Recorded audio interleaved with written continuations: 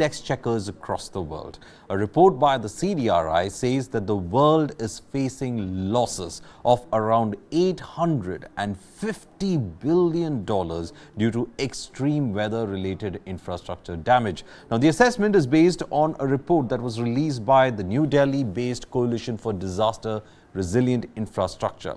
Well, are we ready to foot an expensive climate change resilient infrastructure bill? Why is it that only countries from the middle income region as well as from the low income regions are the ones who are actually facing this economic burden? Why is it important to go ahead and invest in infrastructure that is resilient to the extreme weather patterns? Is it the reality that we will have to accept that climate has changed? It's not changing, it has changed. And because it has changed, it is time that we build our infrastructure on those lines. Should the world brace for more weather-related disasters that are in the offing? And if that is the case, we have to look at early warning systems as well. We've seen how the rains have been disastrous in Libya. We have seen how the rains have been disastrous in Himachal, in our own backyard. All this related to climate. To discuss more about this, we have with us Brigadier Dr. B.K. Khanna, who is a member of the UNDRR Arise Global Board. We have Professor Santosh Kumar, who is a senior advisor, National Institute of Disaster Management. Dr. Naveen Bhatnagar, retired DIG of the NDRF as well. Now, this is the huge bill that we are in fact talking about. Let us in fact go to Brigadier Dr. B.K. Khanna, who is the member of the UNDRR Arise Global Board. Mr. Khanna, when we talk about climate change, I'm thinking that we have to accept the fact that climate has changed. There's nothing more that we can do. Now we are talking about infrastructure that has to be resilient to our changed realities. Is it time that we accept the fact that climate has changed? Thank you very much for inviting me to your show. Yes, this is a fact, and not only now, but it is only 2015 when the UN conference which was there at the Sendai, so they had agreed upon it that next 15 years from 2015 to 2030, we will reduce two things. One is, of course, fatalities, and secondly, about the infrastructure losses. The infrastructure and the fatalities, of course, if you see over the last about 8 years now, and it has been confirmed also in the midterm review which was held in May this year, that yes, as far as fatalities are concerned, they are reducing, but at the same time, infrastructure losses are increasing to the extent, both because of the climate change and both because of the, in fact, increase and more critical, of course, the disaster, especially the natural disaster which are coming up. So hence, of course, the India has taken an initiative, as you very rightly said. CDRI is an initiative by the India only, and then there are a number, of course, the countries, number of other the associations also, they form part of it. So people are realizing it. Infrastructure has to be, in fact, the resilient asset. In fact, we are not saying it. Yes, there should be the risk. The reduction, which is the reduction, the risk, etc., has to be managed right in the beginning only. Then we will be able to do it. So please, we have to see that infrastructure, especially now, initially, those who are basically the infrastructure which are, in fact, the lifeline. Because so first, let us, in fact, for the developing country as well as the underdeveloped country, let us first, in fact, have these this thing more resilient infrastructure. So slowly and slowly, the others will build up. India has, of course, has a, in fact, the example. Remember 2001, we had the Gujarat earthquake, and then after that only, in fact, all those buildings which have come up, even in the private sector, which has come this thing, so they are all resilient. The people who are making it new, so they are going it, making their own building resilient. So that's a very good sign, and that is the one which is required to be done. The people initially, of course, will be very initially difficult. And I would also like to mention here that in case, the people is thinking, okay, resilient infrastructure is going to cost much more. No, that is not the case. Initially, in case of making the new infrastructure, etc., the additional cost may not be about 4-5% more than that. So hence, of course, now the stress is more even internationally on reducing the infrastructure losses as such.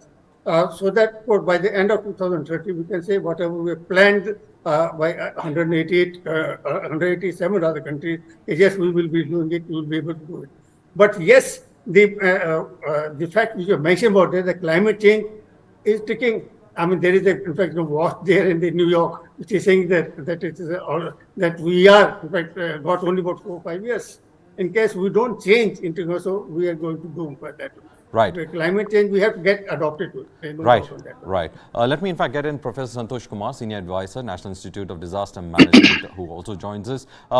Professor Kumar, when we talk about resilient infrastructure, what are we talking about? Because we've seen the kind of infrastructure that we already have. We have a certain thinking process that is there. It looks like only the Japanese have technically built resilient infrastructure because they have earthquakes and they are earthquake prone. But when we talk about resilient infrastructure, the challenges are totally different. We are moving away from earthquakes. We're talking about how climate change is going to happen, sudden cloud bursts, water, urban flooding, water coming into your homes, destruction of connectivity when it comes to roads and railways. So when we build something on resilient lines, what are we looking at?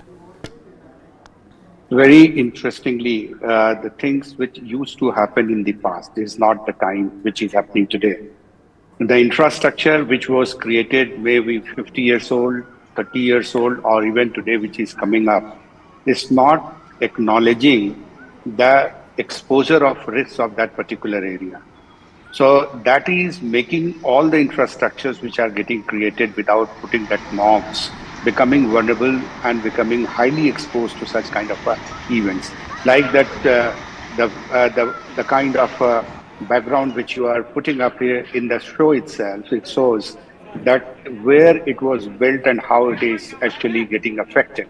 So one very important point that even if the global convention is there, even if the national convention and Prime Minister 10-point agenda for recovery and disaster management is there, but the local level, the kind of arrangement which we are making for the land use, the kind of expertise which we are using for the construction, it's not making enough application of the knowledge which exists regarding the exposure of risk.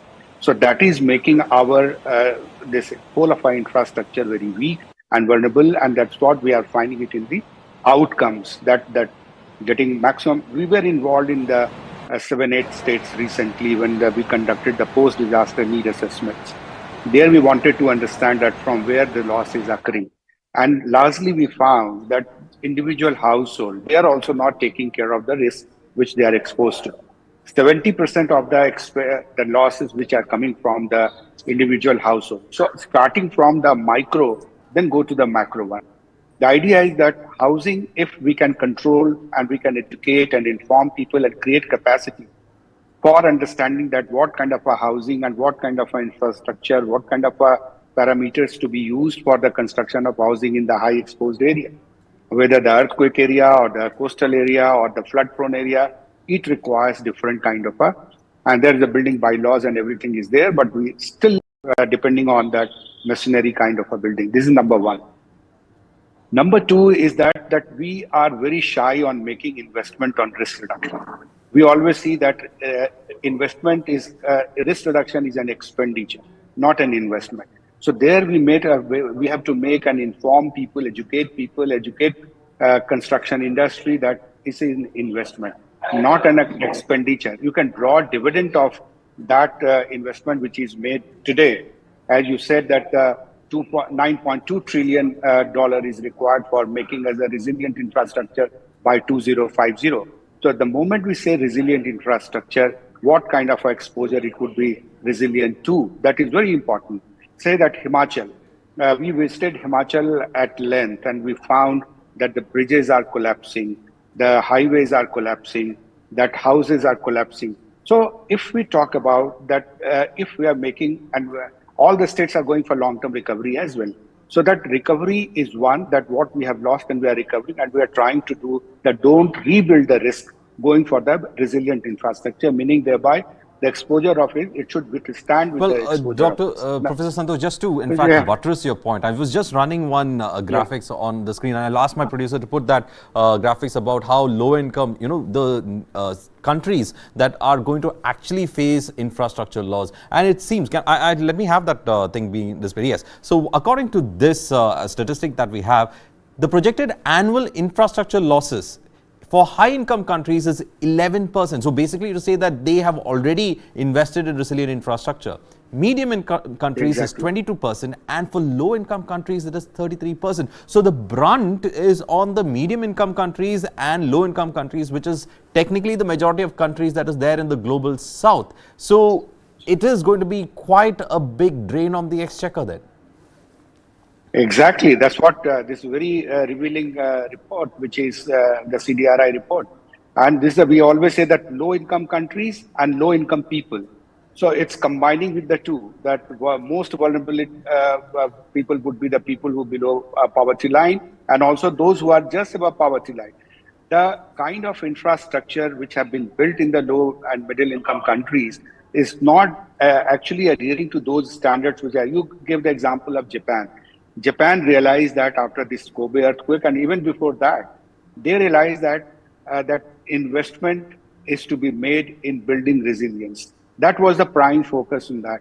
But we in these low income countries and middle income countries, we actually face the brunt of the disaster, but we never realize that it is to be made resilient. And therefore, we don't make that standards. We actually forego that, and we say that's very expensive business. And ultimately, what happens, we don't spend recognizing the risk and building resilience. And in fact, we land up paying much more than what we used to do. So the idea of understanding this, when we make this investment, that the dividend would come. So that dividend which Japan is taking, but still that many of the developed countries are also facing. But the report is saying that the vulnerabilities and the development pattern which we had in the middle income and the low income countries is also people occupy those places where not livable. That condition is bad, but still we are settling down in the urban area. That risk is multiplying manifold. So I'm not talking about just about the hills, but also what is happening in the plains of the countries of the middle income and the low income countries. So there, the standard of infrastructure has not been not taken account for that exposure of risk. So that's what we are paying price today. So that lost opportunity in the past is paying. So that report is also saying that we need to recognize, first is to need to recognize that what are the knowledge existing about the exposure of risk, and we have to make mandatory in terms of that any infrastructure in the high risk area is coming, they have to have a kind of a disaster auditing, they have to have a kind of a risk resilient this parameters. That only can ensure that we can move out from, because risk is going to be multiplied manifold. Every day it's multiplying. We said that climate change is a time for the future. No, climate change has already come. You said in the beginning itself. The climate change has already arrived, and the impact which we are seeing it is on the people and also on the development. India alone is losing 2% of the GDP in terms of every disaster annually, and 12 to 13% of the total revenue.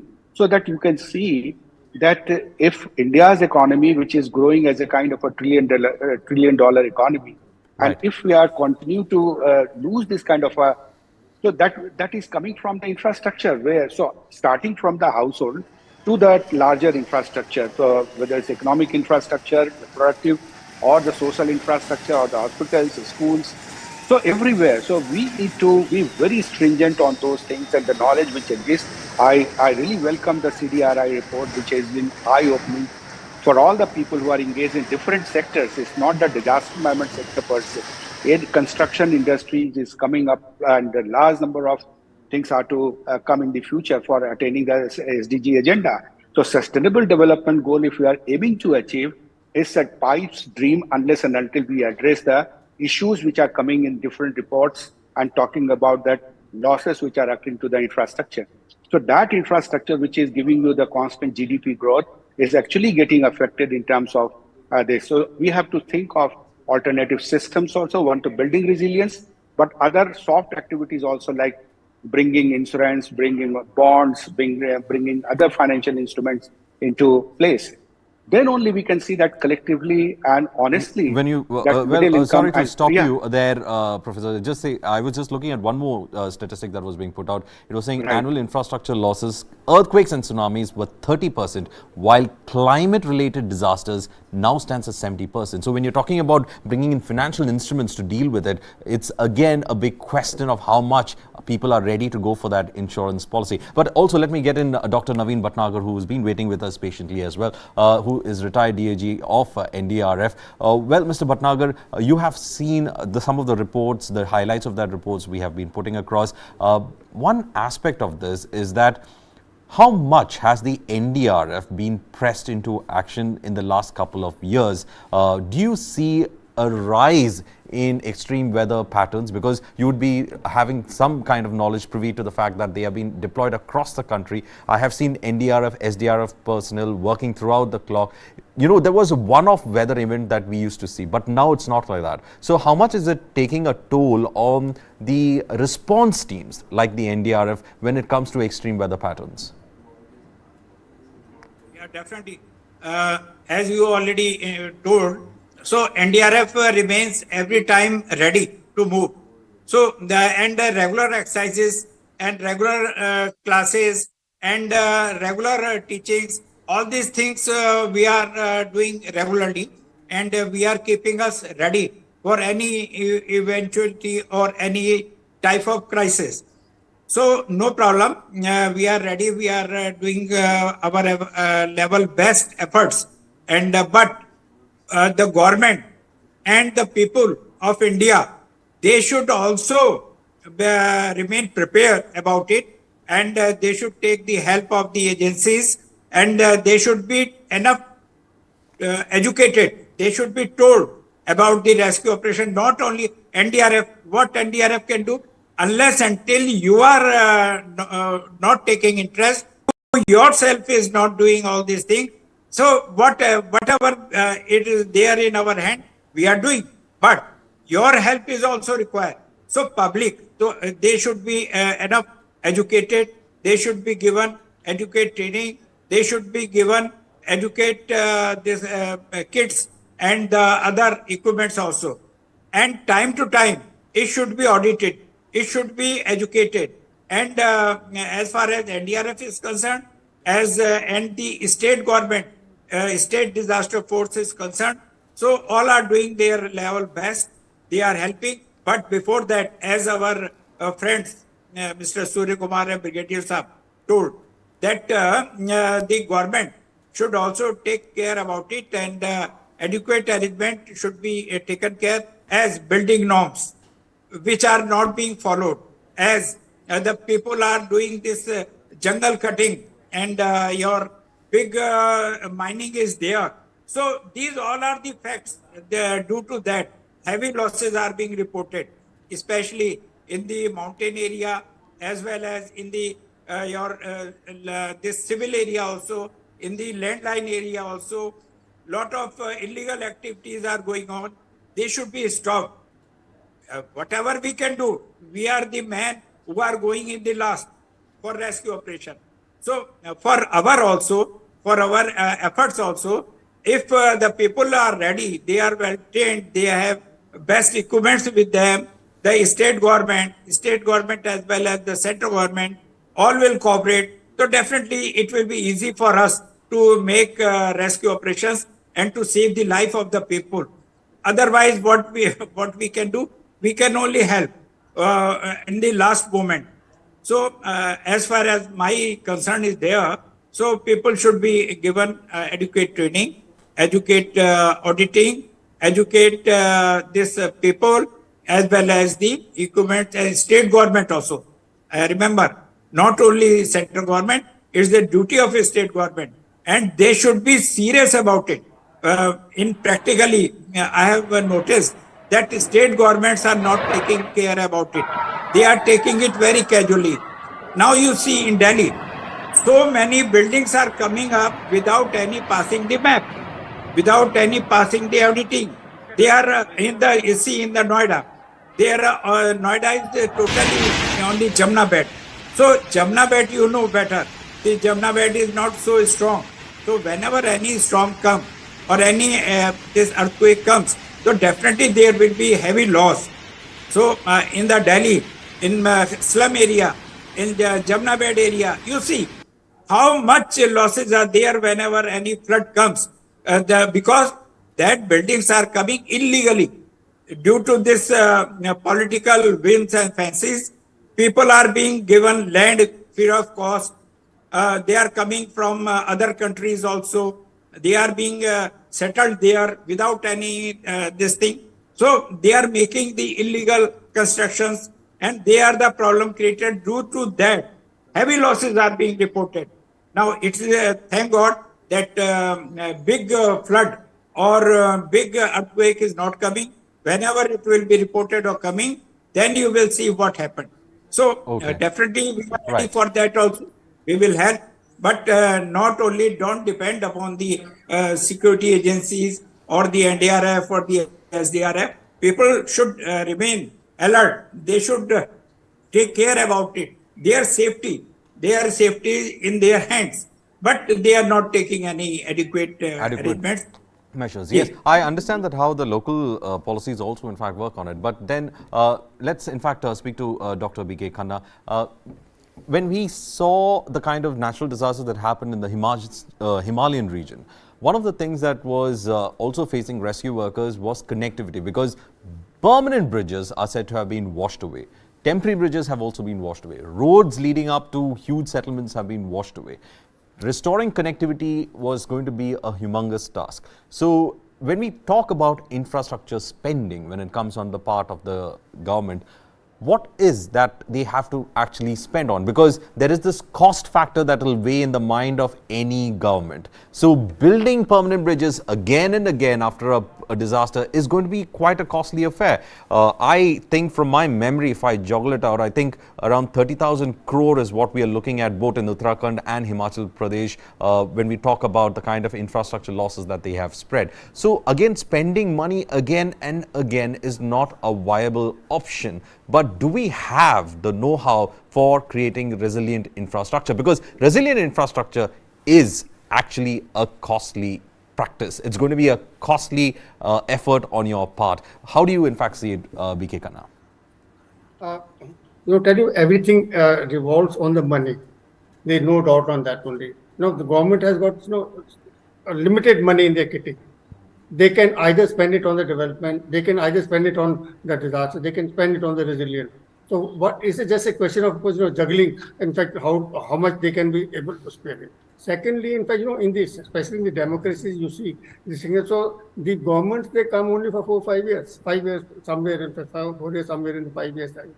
So they want to, in fact, show so that they can come next time again.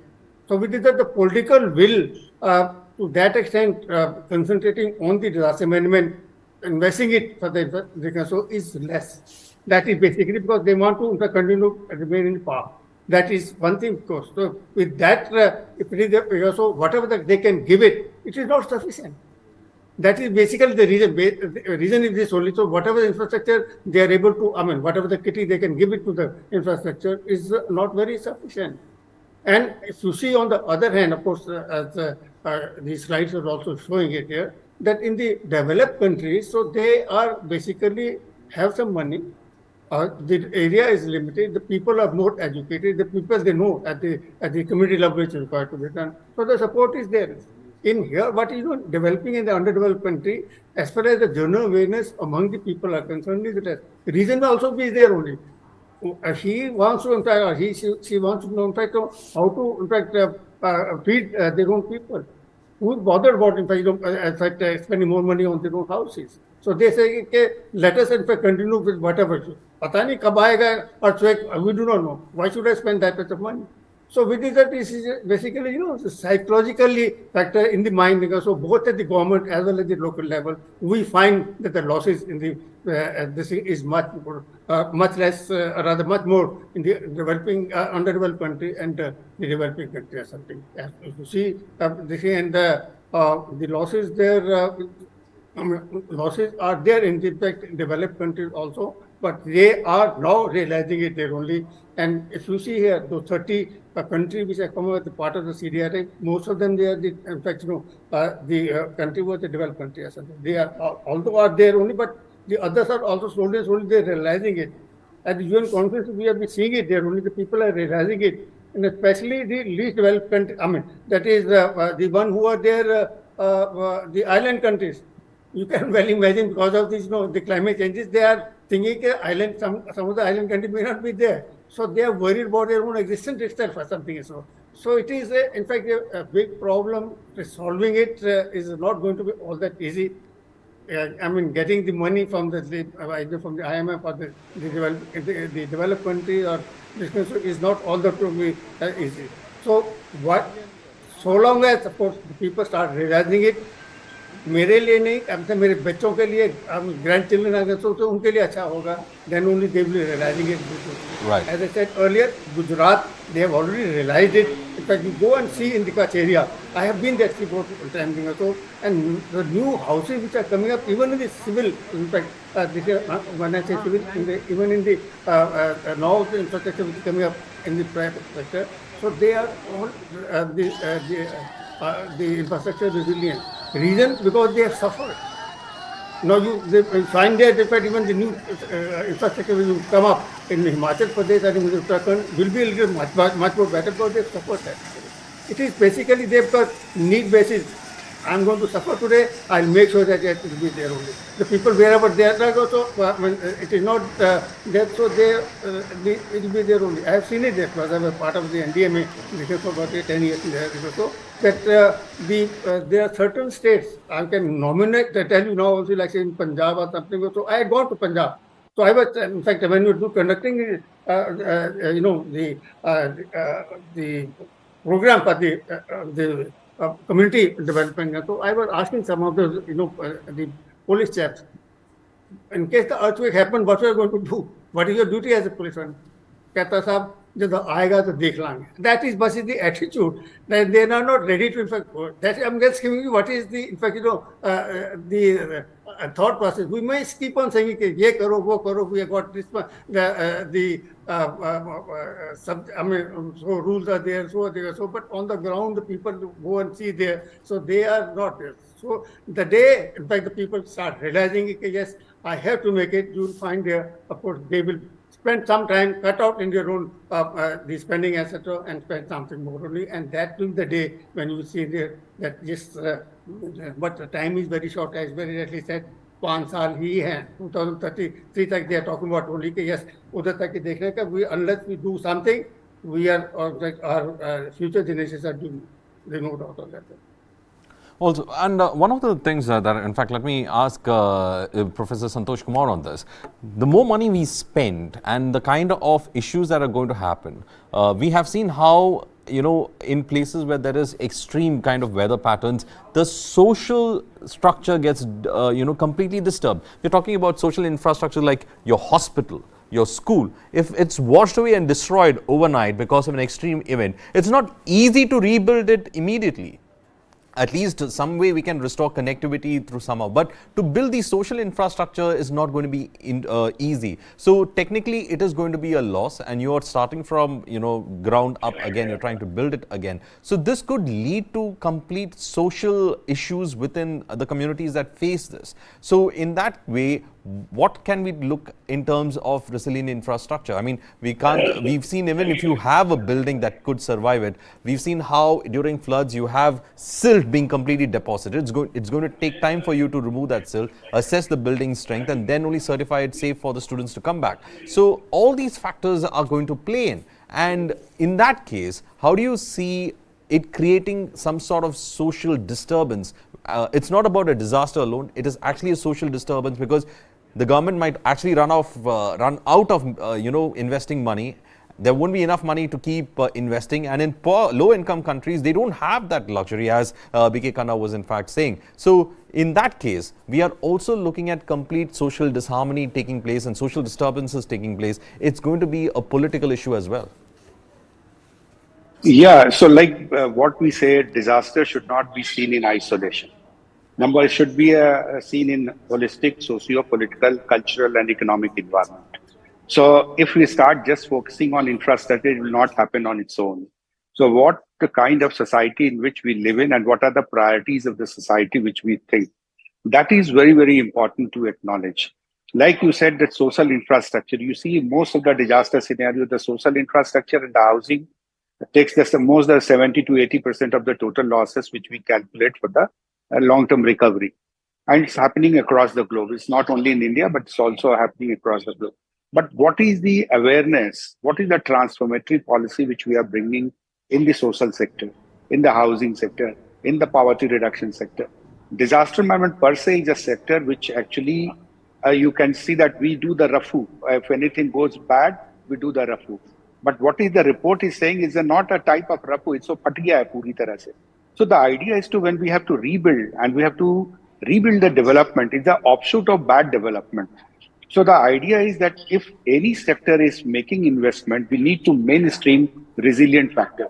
So mainstreaming resilient factor, meaning thereby when I say that we have to ensure that where it is going to be made, what are the investment which we are aiming and in which sector, social sector, economic sector, we have to identify the productive sector. And there we have to make a kind of a cost benefit analysis. In India, we started with 500 crores of a post-disaster assessment, 500 crores rupees for the giving as a ex gratia grant way back and 2 decades ago. But today, the allocation of 15 Finance Commission is running into 1,60,000 crores. So you can see that volumes, that it is increasing, and it's also saying the size of the disaster which is occurring across the country. You gave the example of Himachal and other Uttarakhand states, and where you are saying that so much of crores of money is needed for long-term recovery. So now we can see this. We also have to see what is the transformatory. We have the allocation of ex ante, pre-disaster mainstreaming development process investment. Then we are talking about capacity development. That grant is also made available to all the states. The third is the what we are saying as making investment in mitigation. So identify and do that treating of that. But unfortunately, so far, we have not received much of the kind of a proposal which we see that we're going as a mitigation grant. So point which I'm trying to say, even if we are doing the RFU, even if we are doing the kind of a movement, that is 1,60,000 crore itself is a very big amount, but very less amount in the context of pan-India. But to challenge the kind of challenge against the challenges and the risks which we have been able to build over the years. So the idea is that how to incentivize or de-incentivize if any sector is bringing loss of X amount, we can say that why it is happening to your sector, why you have not been able to treat that risk. So we have to think of incentivizing and disincentivizing also that risk reduction. That will actually take that state also, they will become very proactively. Like we say that many of the states are coming proactively and they have been able to focus on making pre or ex ante investment in the risk reduction. So that the developing countries and that middle income group, what the countries which we have, we are really, we have to get together as a global south. And we have to think about that those countries that are facing the brand, which they have not the culprit of the carbon emission. But what is happening, which has been debated across the globe, but locally, local level, we see that whether my panchayat is resilient enough, whether my household is resilient enough, whether my block is resilient enough, my district. If you go to the macro level, pan-India aggregation, you will always lose the focus. So pan-India will support is coming from the federal government, as the national government has made 15 finance allocations for making the. But the duty of the department, other sectoral investments, private sectors, corporate sectors, civil society group, all have to come together. It's not the prime responsibility of the government alone, that infrastructure that they are losing and the kind of businesses which we are losing, the kind of the post-disaster this recovery and reconstruction needs are which are emerging. Quite interestingly enough, when we're talking about the government, Professor, interestingly enough, I was looking also into that report. They said that the 80% of the risk concentration is on power, transport, and communications. Right. And these are vital for a country's economy. It's vital for day-to-day life. And we are actually seeing that entire concentration. But when it comes to infrastructure development, when it's only 15 to 20% that you see the money is being spent in these sectors, so that itself tells us that we are not focusing in a particular a particular way to meet the challenge. Exactly. Like we have to see that in a very combined, like India is doing solar resilience also, solar reliance also, disaster community also. Then we are also having SDG focus. In terms of what we are saying, that we need to integrate all these together, and this integration will yield result where the all sector and all the stakeholders both comes together. Power sector, like we have to make, when we are talking about impact on the infrastructure, we have to see that now we are moving from carbon, or that we say that coal based, to a hydel, and hydel to now we are going for a wind energy and solar energy and also nuclear energy. So this transition have to be acknowledged, that 50 years from now, from which point of time we can say that yes, we are acceptable level of risk is X, and this is beyond that is non-negotiable. Probably that would inject any department's proposal or any sectoral proposal, be it private sector or public sector. It should not be allowed in this kind of. We have to have a kind of foot down, and we say that this is non-negotiable. You have to take that parameters which have been given, and you have to adhere to this. So probably that would yield, and this transformative. So like NIDM itself, we thought about this, how to bring this into minds of the people. So we thought, let us go and incorporate in all the universities and colleges the teaching of disaster risk reduction, whether the investment is prudent, whether what kind of investments to be promoted. And there we have inbuilt, with the help of UGC, ingredient in all the universities and colleges for disaster risk management courses. So the next generation which is coming up, what Mr. Khanna is talking about, they will be an informed citizen. And similarly, such kind of initiatives to be taken in the South Asia region, ASEAN regions, and middle income and the South Asia region. Idea is to how collectively the global South focus, we pool our resources.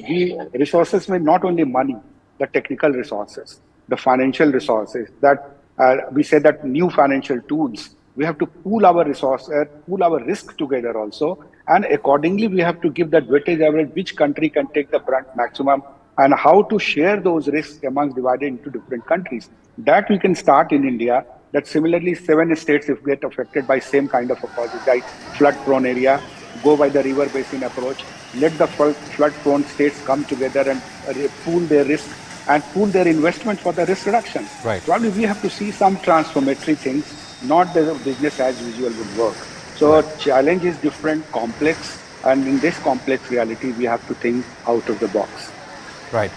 In fact, let's speak now to Dr. Naveen Bhatnagar. Naveen Bhatnagar, I have been saying that you are the first responders when a disaster happens. And being a first responder, you have seen the challenging situation that is there.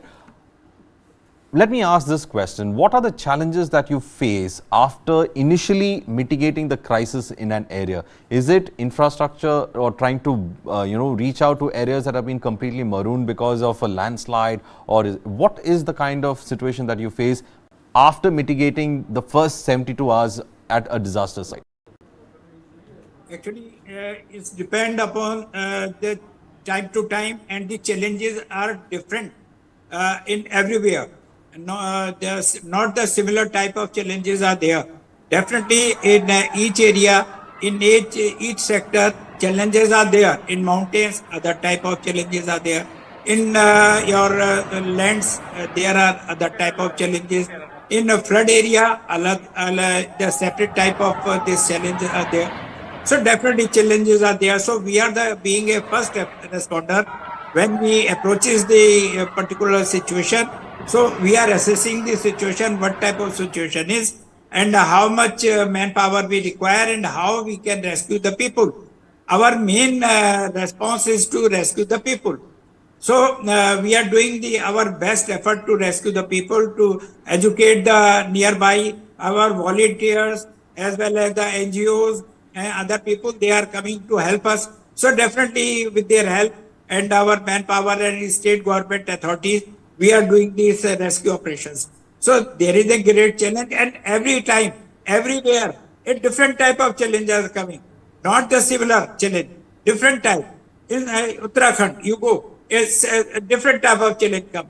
See, in Uttarakhand, whenever or in Himachal or any Himalayan ridge, so what happened? The roads are very narrow, and whenever any big boulder or slide is there, so definitely we are unable to approach the particular area with our vehicles and our big instruments. So in that area, we are supposed to handle the rescue area that's seen by our own hands and by our own foot. So we are doing like that. But in flood prone area, we are doing, there is a separate type of challenge. So there we require the other helps also in night, and because round the clock we are doing the rescue jobs and to searching the people in the mud, in dwell buildings, in water, in other area also. Challenges are definitely there. So whatever I can say through your this respectable media, that state government should be taken care, adequate arrangements. They should be serious about it. Only depend upon the central government or the Modi government or any government in the center. You don't depend upon them. You don't depend on the NDRF. We are here to help you only. But you should prepare your citizens. You should prepare your state police forces, because in practically I have found that your state police people are failed. They are untrained. They don't know whatever the rescue operations are there, what is there, and they are unable to fetch the requirement to help the people. So whatever I can understand and can tell you through this media, that state government should be serious, and they should immediately stop the unauthorized constructions in the particular area, because around the clock they are sitting idle. They are just enjoying the illegal constructions. They are just watching, and they are, as rightly our friend told, that they are just watching, and whenever any disaster comes, they say कि सब हो जाने दीजिए, जो होगा तब देखा जाएगा. So this is a bad thing which our leaders or the state government authorities are thinking. So very sorry affair. I can very well tell these things to you through this platform, that everybody should take care. Right. They should be serious. Right. Because Right. human life is very precious. Don't lose the human life. Human Right. life is not coming again. So you should take care about it. You should not, you forget about the fund. You have enough fund. Our NDMA is giving heavy funds to all the state governments. I tell you, in the month of March and so, they are surrendering the fund. I'm sorry that why they are surrendering the fund. Why they are not using in a proper way, in proper this thing in area. They are not doing any effort. They are either they are misusing this fund or they are surrendering. So it's a very sorry affair. And as I think Mr. Surya Kumar is also knowing about it, and our Brigadier Khanna is also experiencing about it. And I myself have very bad experience about it. So I'll say from all the state government, center government will help you, but you are supposed to take adequate arrangement at your end.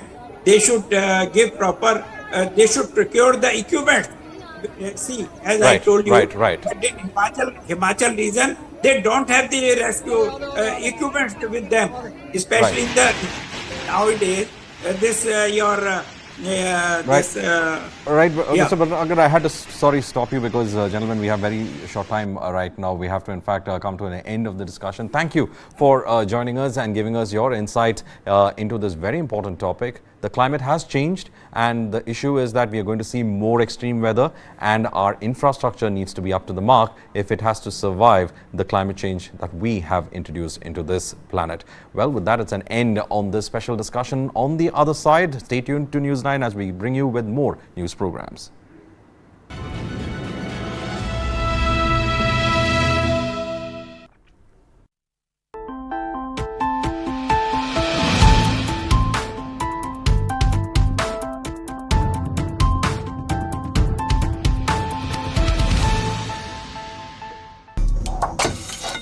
China won't let us rest easy on our borders, but they will keep flooding